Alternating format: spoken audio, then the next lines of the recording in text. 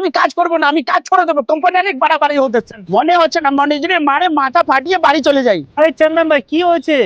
আরে তো গরম কেন হয়ে যাচ্ছে গরমে? আরে এদিকে এসো, চাটা খাও, নাহলে বাইরে ঠান্ডা হয়ে যাবে। আর বলিস না ভাই, কি যে করি। আরে চন্দন ভাই হয়েছে নাকি সেটা তো বলবে। নাও নাও, চাটা নাও, ঠান্ডা হয়ে যাচ্ছে, নাও। তো অফিসে কাজ করি, অফিসের ম্যানেজার একদম ছুটি দিতে চায় না। তোমার এখন কিসের জন্য ছুটি লাগবে? আর কি বলবো ভাই, মা বাবা শরীর অনেক খারাপ আছে, দেশে যেতে হবে, এই জন্য ম্যানেজারকে ছুটির জন্য বলেছিল। তো ম্যানেজার কি বললো? কি আর বলবে, হবে না ছুটি, যদি ছুটি নিতে হয় বাড়ি চলে যা, আর আসতে হবে না। তুমি কিছু বললে না? আমি আর কি বলবো ভাই, আগেবার মা শরীর খারাপ ছিল এই জন্য দেশে চলে গেছে, হাফ স্যালারি দিয়েছিল, এবার বলছে কি কাম সে নিকাল দেंगे।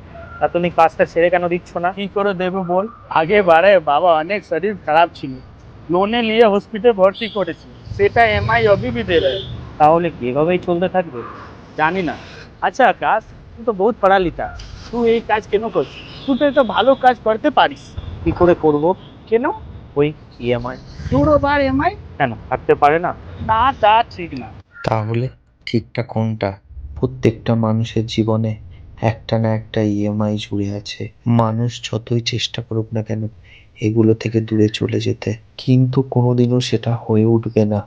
আমরা যতই ইএমআই থেকে দূরে চলে যায় না কেন, আমাদেরকে ইএমআই কোনোদিনও ছাড়বে না। হয়তো কথাটা শুনতে খারাপ লাগলো, কিন্তু এটাই বাস্তব।